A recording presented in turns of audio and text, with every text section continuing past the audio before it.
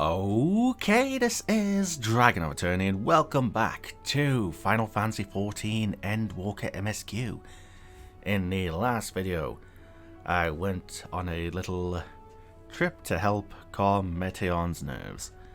And in this video, I guess I'll be following Hermes on his everyday work list, I guess. So let's see, quick party check.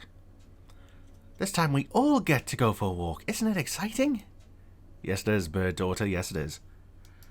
Hypnodeus?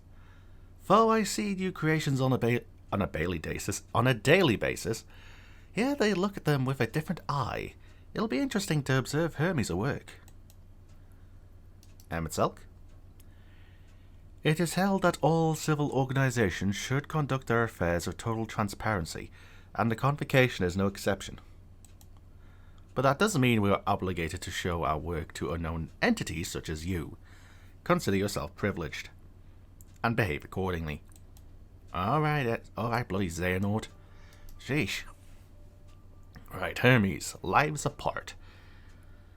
Composure regained, Hermes is ready to return to his duties. If everyone is ready, there are a few creations I need to check on. First, we shall return to the spot where we found our wayward Ambestoma. Have care when you step outside a hub, for there may be more unruly creatures about.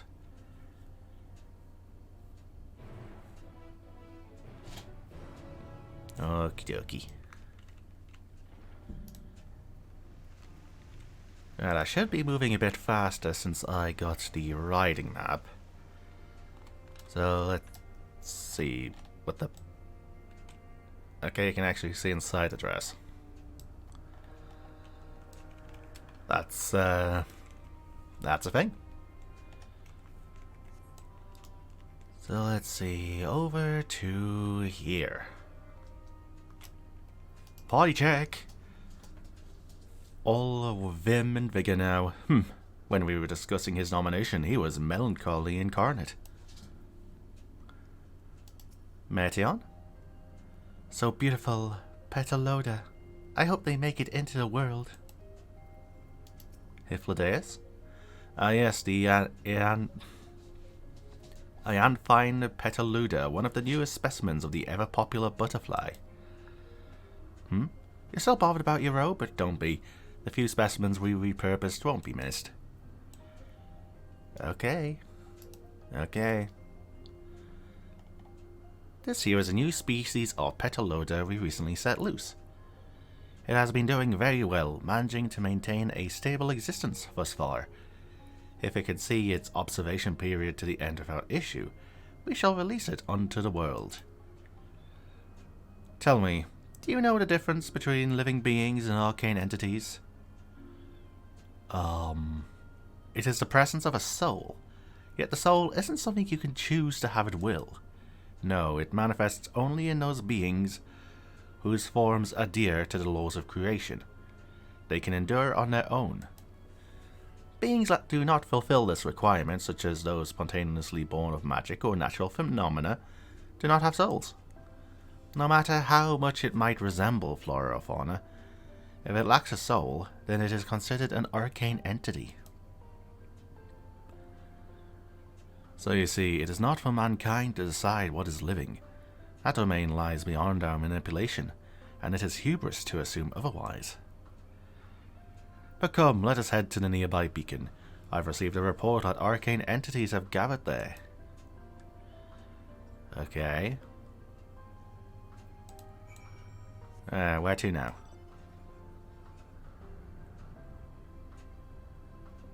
Bird of Elpis. Oh, there's gonna be a cutscene there. More birds, more butterflies. I guess that's a beacon.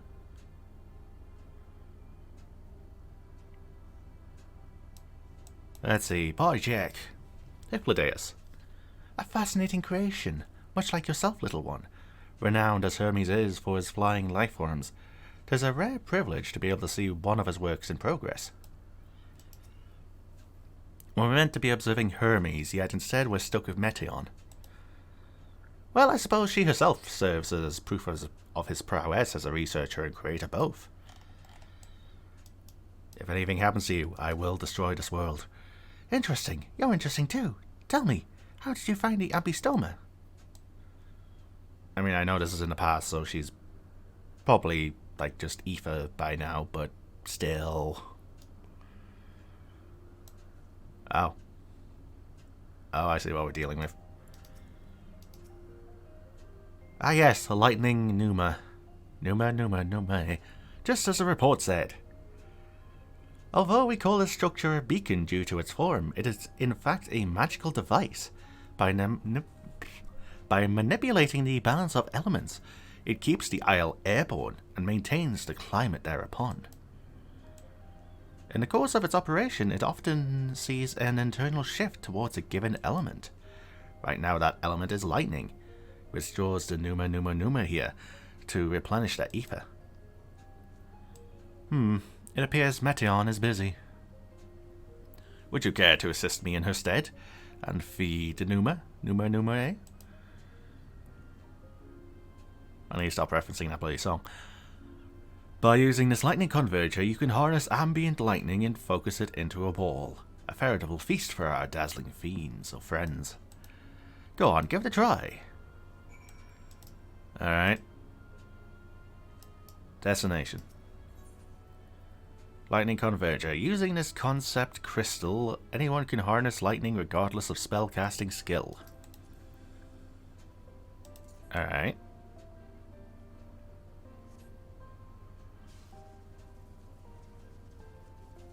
Okay. So I don't have to be in the destination to do it. Ah, I see. You guys still say the same? Yes. Alright.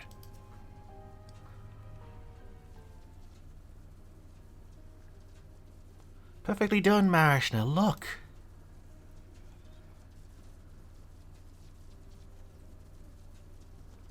See how they gather to feed, how they express themselves through their actions despite their lack of words. Speech is not the sole defining characteristic of a thinking, feeling creature, nor is silence an indication that they do not possess these qualities. Be it a soulless arcane entity such as the Numa, or an ephemeral life forms such as the Petaluda, all seek to perpetuate their existence, to survive. Oh.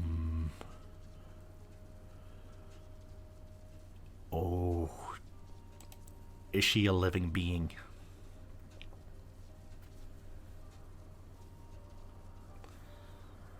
A good question. I can answer it from a theoretical standpoint, but it ultimately falls to the Bureau of the Architect to pass judgment. Those with exceptional vision, such as Hypnodeus, may be able to ascertain her true nature. But to me, it doesn't matter. She is herself, and that is all I need to know.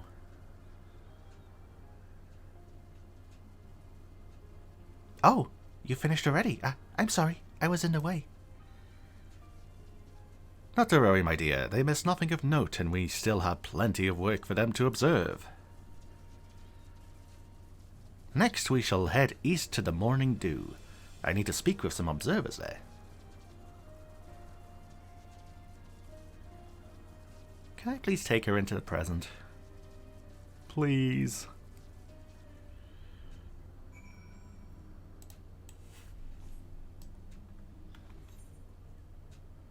So, on to the island to the east then. Let's see, stairs. There's stairs. God, I would love to remake this in Minecraft. Well, at least make of it what I can. There needs to be lots of mossy cobblestone. Let's see, party check. Ah, this fellow has been a talk of the Bureau.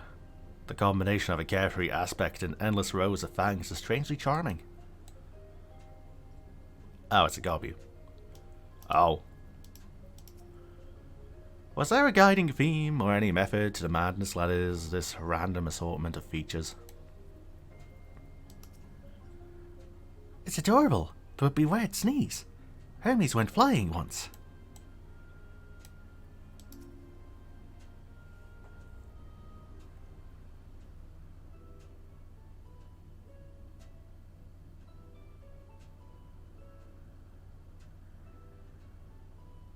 Amazing, is it not? The Ampelos, one of our newest subjects. Okay, this is voiced.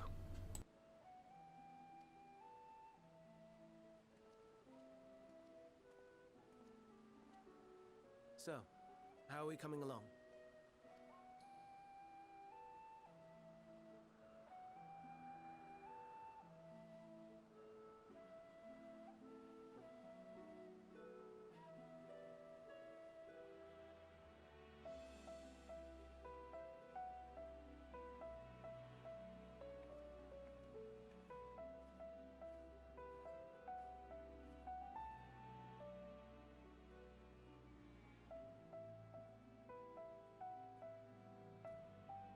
This place is Elpis. Those flowers. Elpis. Entelekis. Like me.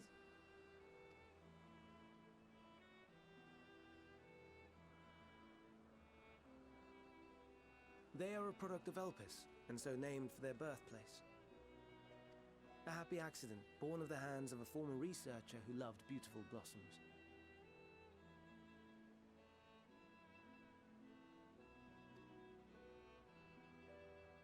Unique for how they change color, to reflect the emotional state of those nearby. Though be it here or elsewhere, they are seldom seen in any hue save purest white. Reflect the emotional state, you say? By what means do they achieve this? In creation, there exists an energy wholly apart from ether, one driven by emotions. In like manner to how we manipulate ether, this flower is subject to the influence of said energy.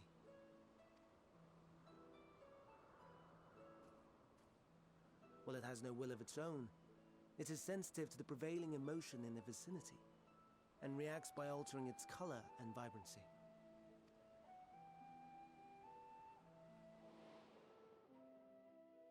Akasha? It is one of the unseen energies defined by Harnish alchemical theory. Though a gross oversimplification, some describe it as an essence influenced by feeling.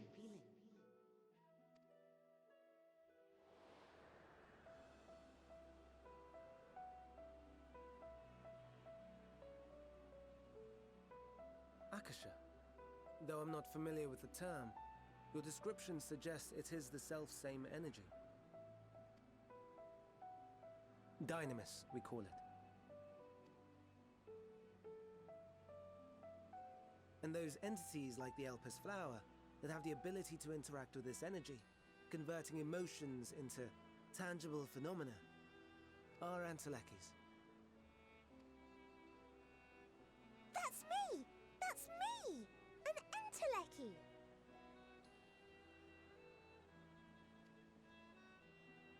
That you are, my dear. And no ordinary one at that, but the first possessed of free will.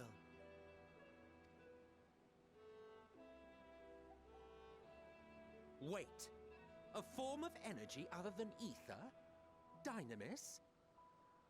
I've never heard of such a thing. Hardly surprising. Dynamis cannot be seen, much less felt. And though its existence has long been theorized, we had no proof until the flower's serendipitous creation. What's more, Dynamis is far weaker than ether. Under normal circumstances, its effects are drowned out by the latter. On account of which, beings comprised of and reliant upon the ether, like you and I, are unable to make practical use of Dynamis. 'Tis a truly esoteric thing, known to but a select few scholars. Intriguing. Then, given the limitations you described, why create Meteion?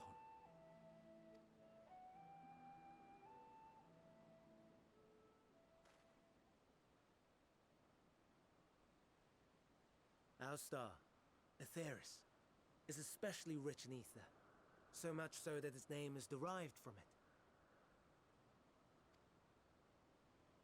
However, when we consider all energy in existence here and in the vast space beyond, Dynamis may account for as much as 68.3%.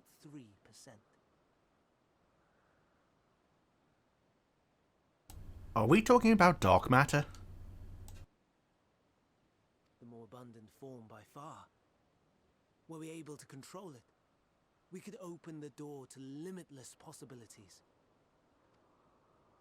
'Tis not unlike a gently flowing stream, unable to break through the dam of ether barring its path. But if we could imbue the stream with the vigor of a raging river...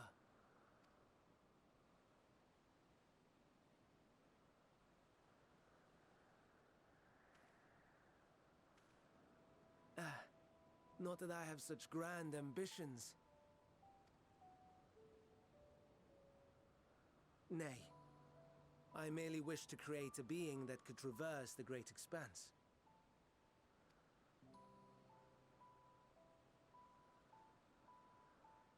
The relative scarcity of ether beyond the bounds of this star was a concern. And so, I looked to another source of energy by necessity.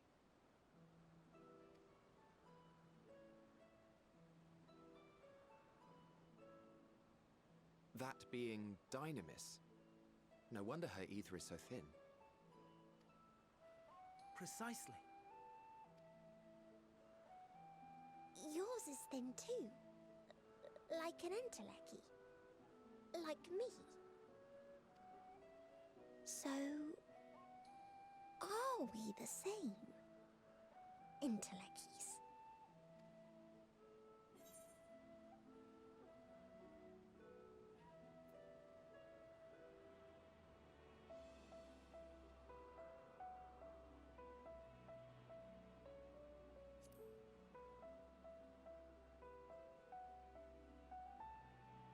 That sounds more akin to the desperate flailings of a wild beast when facing imminent death.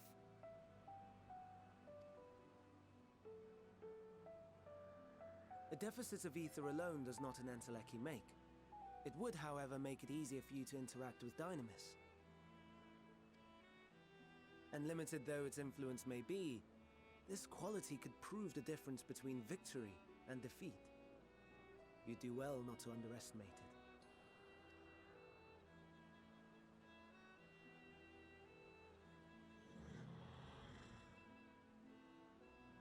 Oh dear, I'd forgotten about the poor fellow. You must excuse me a moment while I go and verify a few more things.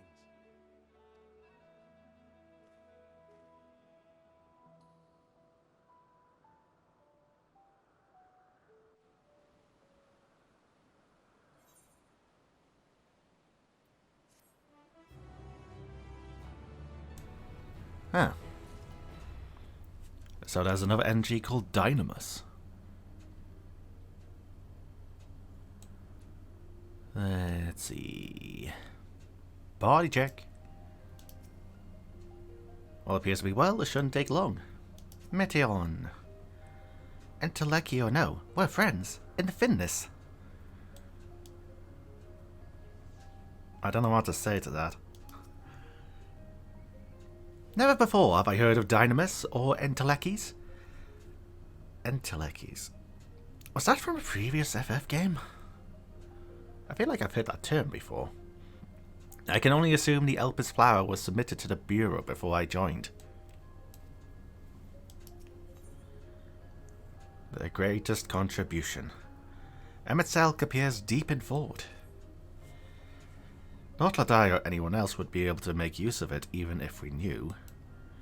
But it irks me to discover there is an entirely different form of energy, and no one told me. That personal annoyance aside, Hermes' knowledge is so undeniably impressive. Why did I add a so to that sentence? Given that there are none among the 14 who specialize in the Celestial, he would be a welcome addition. Assuming he can be persuaded to join, that is. I still can't understand his hesitation, because he doesn't want his master to die. What did you specialize in? Oh, you wish to know why Emmet was chosen for the convocation? I should be glad to share the tale. It began when... Not another word. Is it in that short story on the website? Unless you've forgotten we're here to learn about Hermes, not me. My misspent youth is not your concern. I still want to know. What now? I want to learn about the convocation. If you would accompany us, I suppose you should at least know that much. The Convocation of 14 is a governing body that determines myriad policies. Our goal is to ensure that all is right in creation, that our star may know a brighter future. As the name suggests, the Council is comprised of 14 officers, each of which is held by an individual chosen for their surpassing abilities. Depending on the office, one is required to either be an authority in a certain field, or possess skills that would facilitate the performance of their stipulated duties. The former category includes Meteion, Gaia, specialist in aquatic life, Logrif, specialist in terrestrial life and husbandry. Wait, no, Logrif's Gaia. Meteion is Artemis, right? Either way. Halmerut, specialist in fungal and plant life, Merilith, specialist in medicine and healing, and La Habrea, specialist in creation magics, who has brought forth phantom beings of the highest complexity. As for the latter category, there is Altima, advocate of the arts, Igarim, champion of enlightenment and rhetoric. I think I killed her after the level 60 dungeon. Pashtarot, preserver of discipline and order, Emetzelk, keeper of the ethereal realm or underworld in the vernacular, Van Daniel, pursuer of extant phenomena, and Azem, traveller of the world and counsellor to the people. What, should I be revealing such details to you? Don't be silly, even children know this much, and you would do well to remember it all. Wow, that's actually a lot. I'll tell you the tale when we're away from sensitive ears. Is this about the time someone created Phoenix and he had to put it down? Endwalker, no, we're friends in Finnis. Well, not IRL, but... My apologies for the wait. I have inspected the Ampelos to my satisfaction.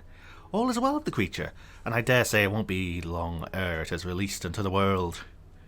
Another creation, however, reportedly isn't faring so well, the Charybdis. That is what we shall tend to next. If you would follow me, my friends, we shall return to the main isle and head north. Alright. Yeah, it's 6 and 2 3s, whether I teleport or not. So, just along here then. There, well, go on here. The Charybdis, the Charybdis. I feel like I've heard that name too. Oh. Oh.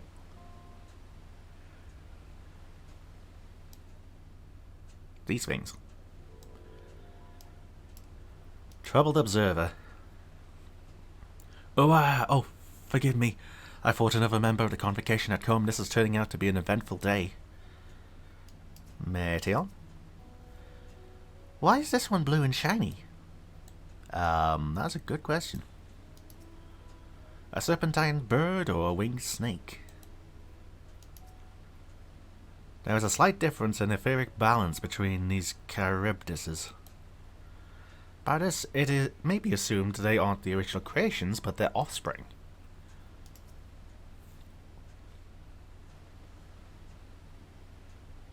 You made things that could mate?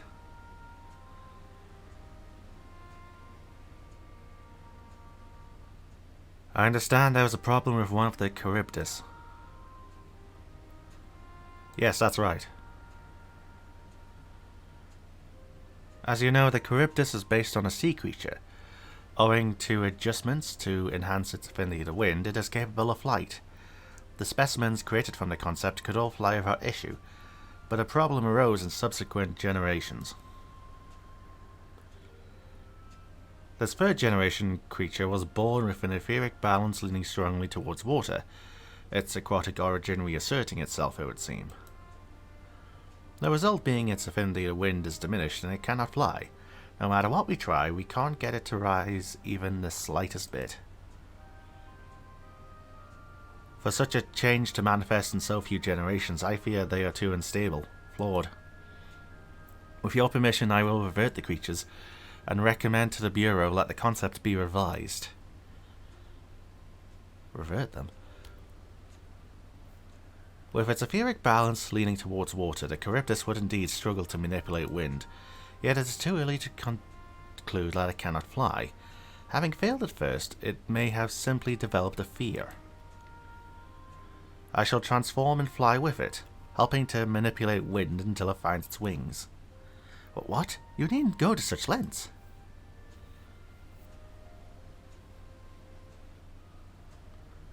You don't know? But of course not. Transformation is an art in which one manipulates a vast quantity of ether to construct another body around oneself.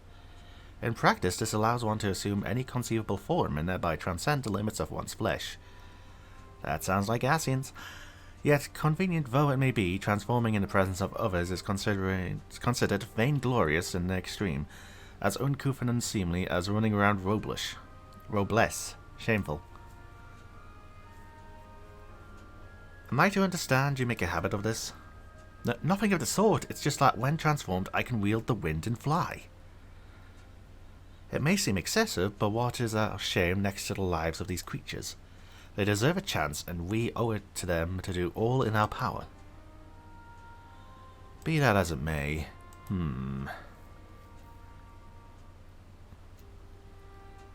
Yes, I believe I have a solution. Emetzelk, may I trouble you to move that Charybdis away from its fellows, somewhere out of sight?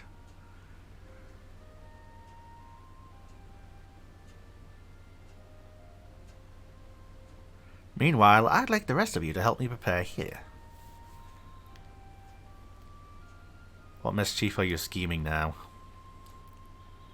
No mischief, I assure you. I would but spare you the need to report to your colleagues that Hermes committed an indiscretion. So have a little faith and run along.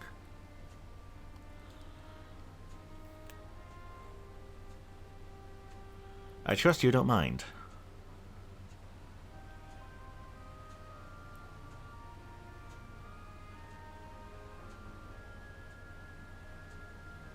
Oh, it's not doing too well. Alright, dare I ask what's happening? Such bother when we could simply begin anew, but I shall defer to the Chief Overseer. We must help the Charybdis to fly, or else they will all die.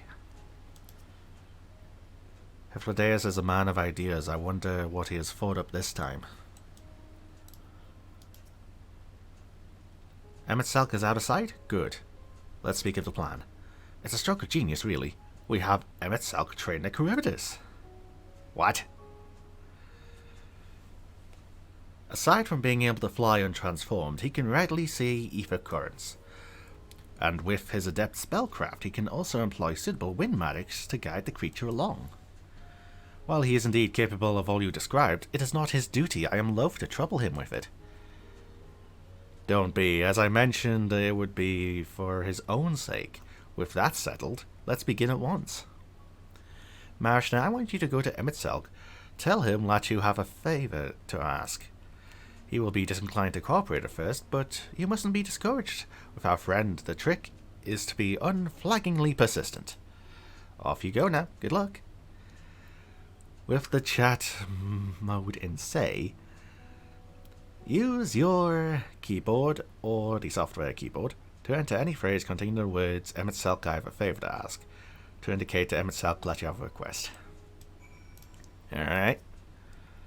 I'll persist too. I hope you do. With apologies to Emmett Selk, this may be the best approach. Let us work together to win him over. Me? Perhaps it's best if I watch from afar.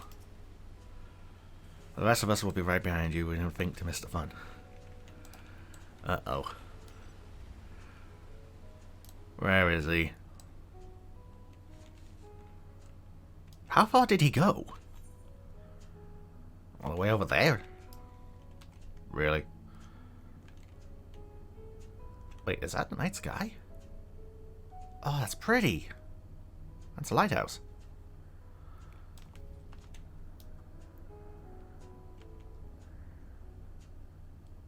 Where the...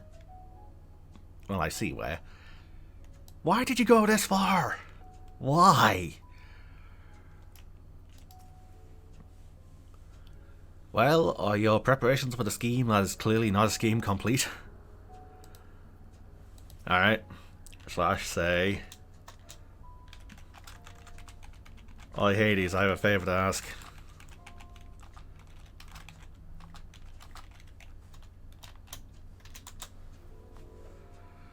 Oh no you don't! I'm not lifting a finger! Ugh, I don't know what Half-Lived OS is up to, but I will not be made to know. I refuse. Please, Emmett Selk. Alright. Please, Emmett Selk.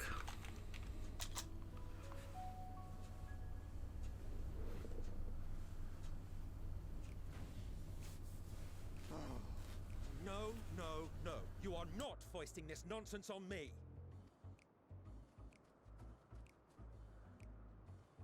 I'm given to understand you have the power to help the Charybdis, and should be quite willing to do so.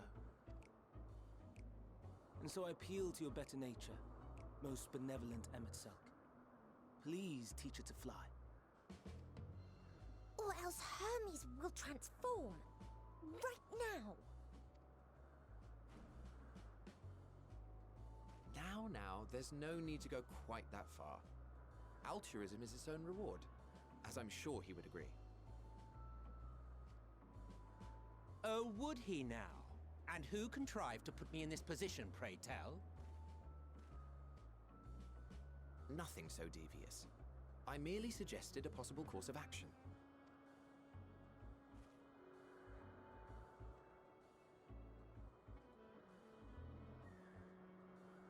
Please, Emmett Selk. Please.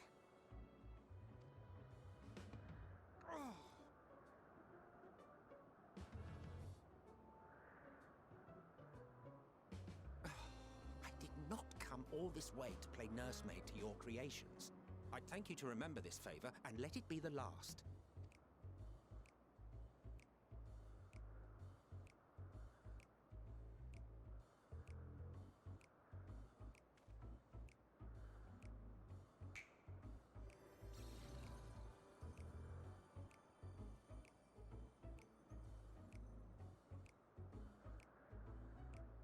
I will aid it once it has taken to the air. It falls to you to shepherd it skyward.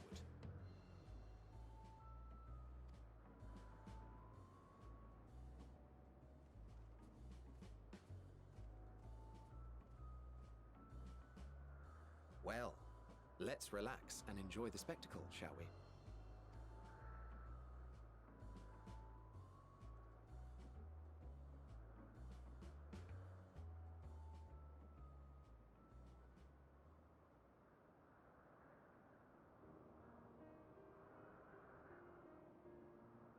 You were wondering why Emmett Selk joined the convocation. Truth be told, he wasn't the first choice for the office. I was, on the strength of my ability to see ether. But I declined the offer. For though my vision is exceptional, I am pedestrian in all other aspects. Worse even, quite abysmal when it comes to manipulating ether, for example. Couldn't transform even if I had a mind to do so.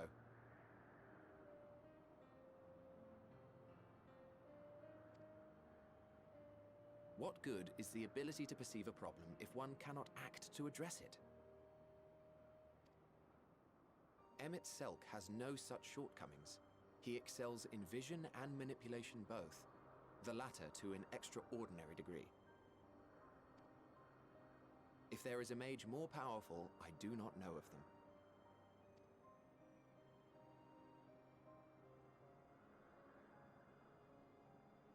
Thus did I recommend him for the office in my stead. And I wasn't the only one. Far from it. Countless others vouched for his skill and character. People the world over, to whom he had previously lent a helping hand. Oh, how surprised he was. Claimed he hadn't done anything remarkable for anyone. Modest to a fault. He deserved every bit of acclaim he received. Yet he may well have gone unappreciated were it not for a mutual friend. A singular soul who can't help but involve herself in the business of others. Where she walks, excitement is certain to follow. Her antics irritate Emmett Selk to no end. But much of his grumbling stems from genuine concern. When our friend calls, he never fails to answer and lend his talents.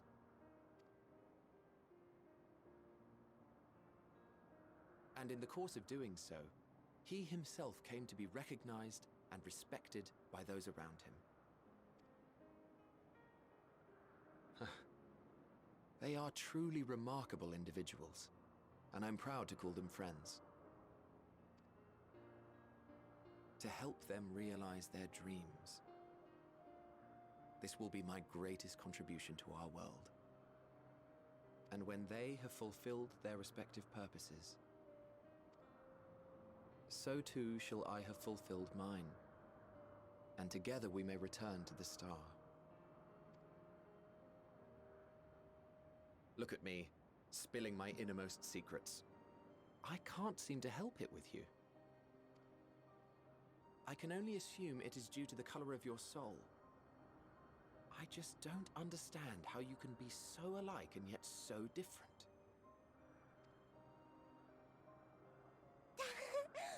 Well done, my pet. Well done!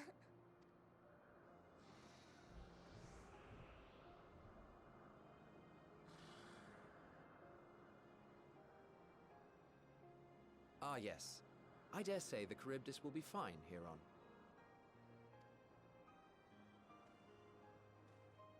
Why don't you go and signal to Emmett Selk? Let him know that his arduous task is at an end.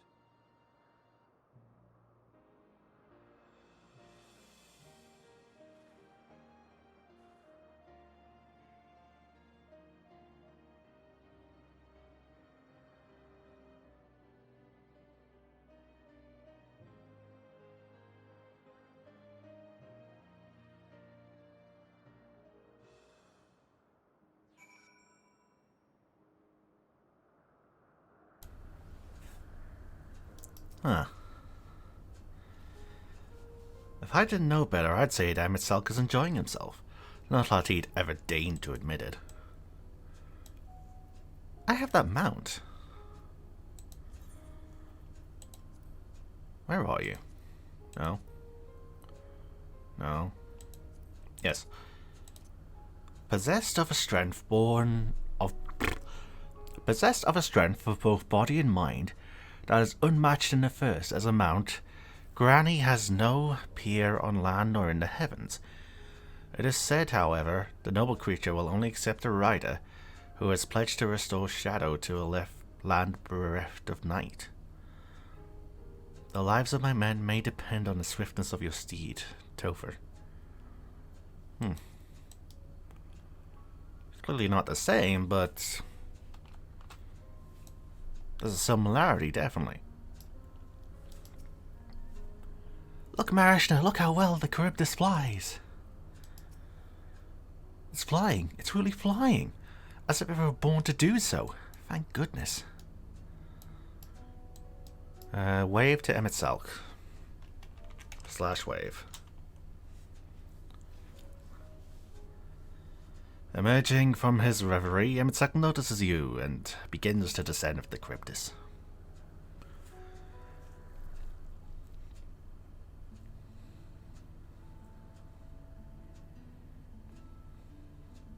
I need this theme for my house.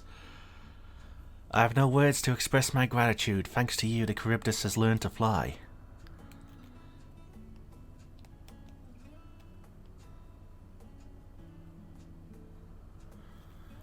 And Marishna and I could relax and have a pleasant chat. I'm sure you did.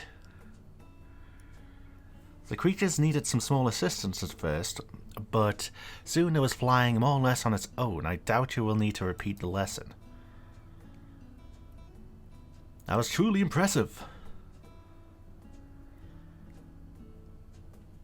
I witnessed all from afar. The Charybdis flies. Indeed, of this, we've proven that even a creature with skewed etheric imbalance is capable of flight. But we helped it to achieve this. The Charybdis is a herd animal. They may well aid their struggling kin in like fashion if and when the need arises.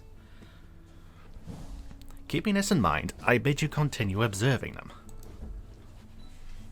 If that is what you want. But if I say so, rather than hoping an idealistic possibility comes to pass, would it not be simpler to have the concept adjusted?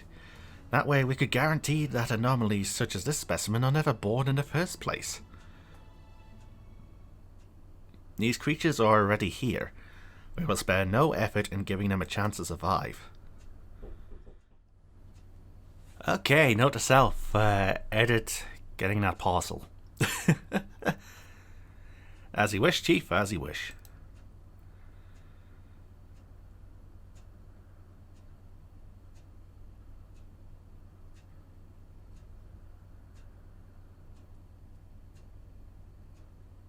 Hermes.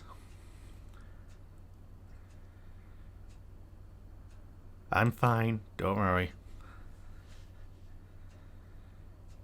Well, that concludes all my present tasks. Let's return to anagnorisis for now.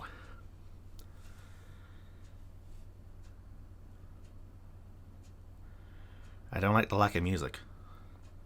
It feels a bit ominous.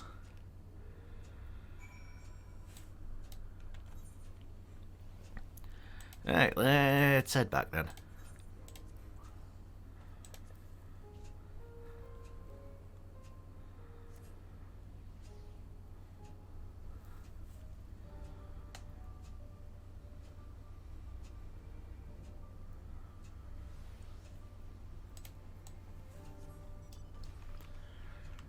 Alright then, party check.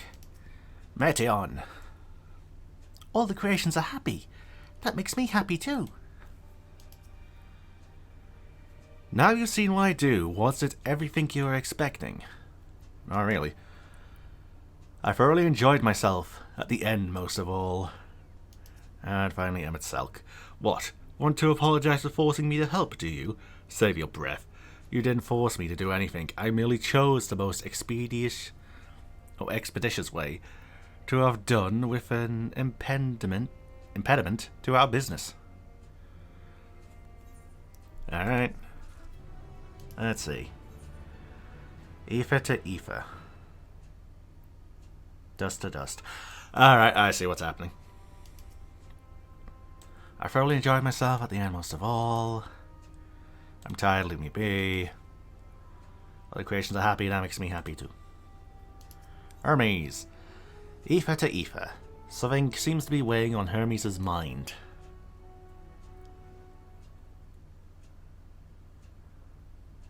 Tell me, Marishna, in the course of watching me, have you learnt aught of value? Dynamis. Dynamis seemed promising.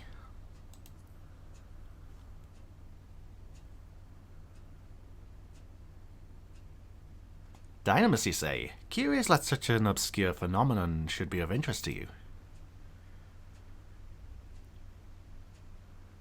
Chief Hermes, what good fortune to find you here.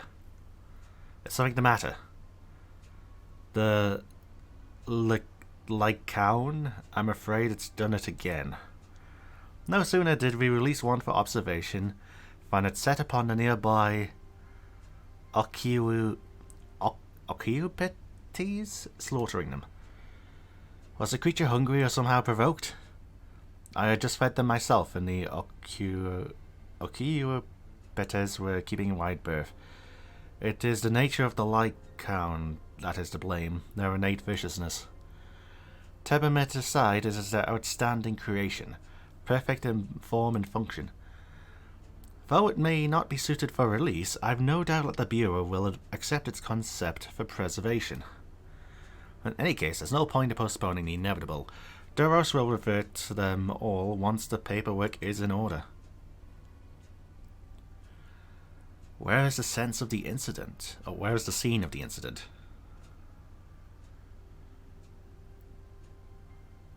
Just off the path to the 12 Wonders. As you make your way, you should see it on the left. I don't know if Doris is still there, though, however. Hermes, wait!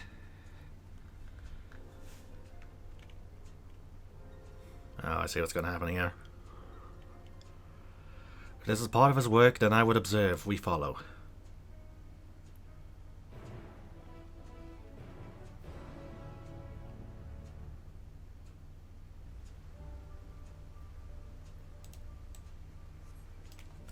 Wait, do I have a side quest now?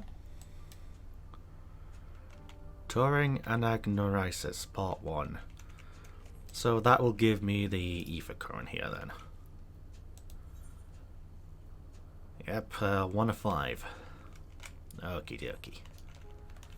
Right, where am I going? All the way down here.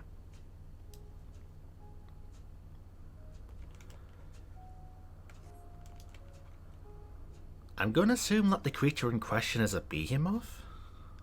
Or behemoth? Uh-oh. Is that the creature?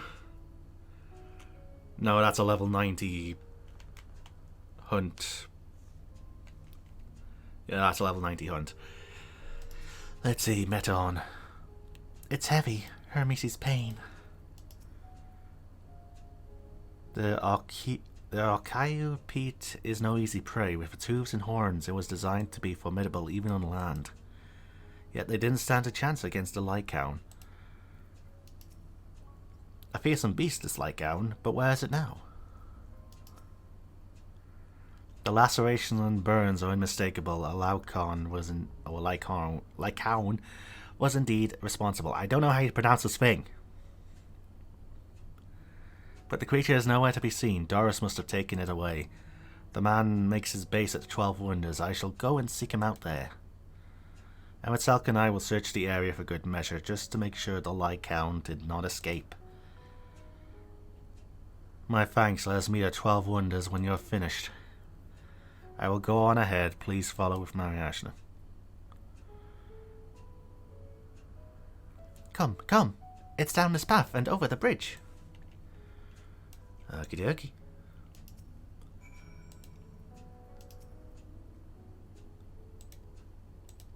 Yeah, they say the same thing. Uh-oh.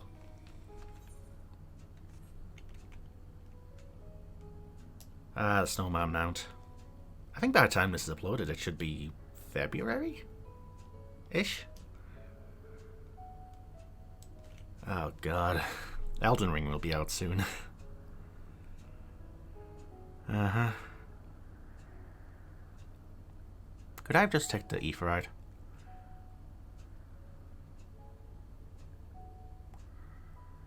Let's say Meteion. How you doing, hon?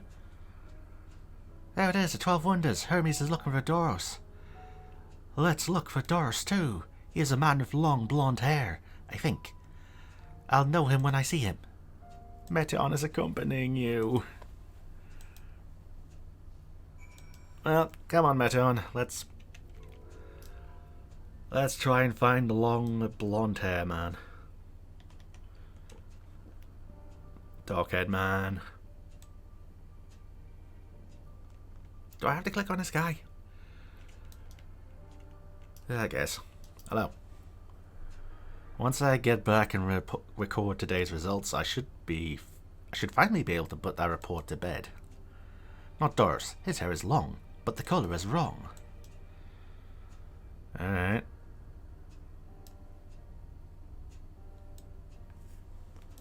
Let's see. No. Blonde-haired man.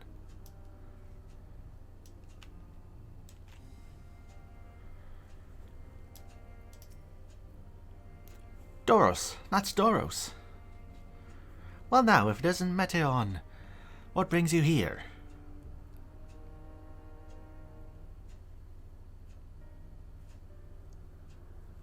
Ah, I thought I heard familiar voices. I didn't realize you two had decided to help me search for Doros. Thank you. You're in charge of the Lycaons, I believe. Where are they now? Out in the field in restraints. Frenzied as they are, I couldn't well return them to Catisis. Once I've submitted my report, I'll see them reverted without delay. It is as he says, the beasts are indeed quite ferocious. Yet Wonder 14, what brings you here? Nothing you need concern yourself with, as you were. We've heard the news that the Lycaons slaughtered Arcupites. As the observer in charge, you are of the opinion that they are not fit to be released. Aye, I am. Their abnormal aggression and exceptional strength makes for a highly problematic combination. It matters not where they are released, Lycaons would threaten other species and upset the natural order. Could it be that the specimens observed are an outlier? Highly unlikely. We have created a good many of them, all exhibited the same tendencies. Even when we used Kairos to begin with a fresh slate, their behavior wasn't changed. Kairos? A memory reconfiguration system. The Chief himself created it. It allows us to erase or alter memories, that we may observe creations in different environmental conditions without needing to remake them from scratch. Quite impressive and potentially dangerous depending on the intensity of the etheric emissions. Pastorot may wish to have words with you. Rest assured, I've kept all values within prescribed limits, and to prevent misuse, all its applications are limited to those authorized by the Chief Observer. Do not misunderstand, to manipulate a subject's memories is an intrusive act I deeply abhor, but it is still preferable to execution. I don't know, I feel like it's similar in that regard. You know, you're erasing someone's life. Sure, the body's still alive, but all those memories and feelings are just kaput. Come now, Chief, let's not be so melodramatic. What was born of ether is simply being reduced to its original state. I know the distinctions concern you, but we mustn't lose sight of the bigger picture, making rational choices for the sake of a more prosperous star. If creation cannot be properly studied, even with the aid of Kairos, we remake it. If a creation is deemed a detrimental existence, we unmake it. 'Tis all for the greater good. For the greater good. And none question the necessity of such routine processes. I understand these things, I do. I would never think to unleash a clear and undeniable threat onto the world. Yet insignificant though their individual lives may be next to all creation, it is all the Lycaons have. Before we seal their fates, we owe it to these beings to exhaust all options, to ensure that nothing has been overlooked. If you insist, let me provide you with a full report, and we may take it from there.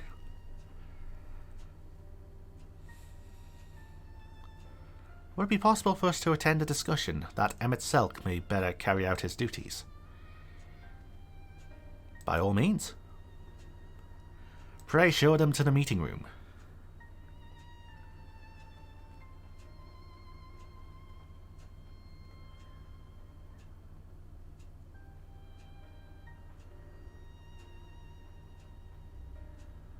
You're right, hon.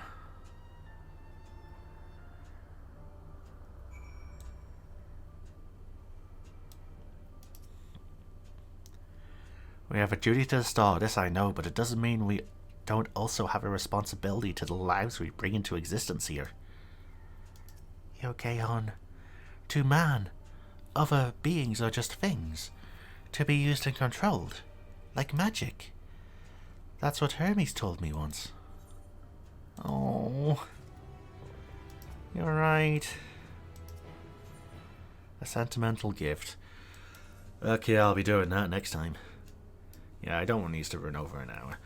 So, yeah, I guess with that, I'm going to end this video here. This has been DragonofEternity going through more Final Fantasy XIV Endwalker MSQ. In this video, I went with Hermes to observe his work, and now we have a bit of a sad scene with Lycans and Meteion being sad. I don't want my daughter to be sad. Give her a hug. Where is it? Where is it? No, no, no, no. Yes. Hug the daughter.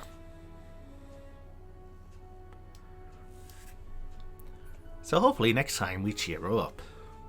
Hopefully. So with that planned out, viewers, with my rambling hopefully now finally done, until next time.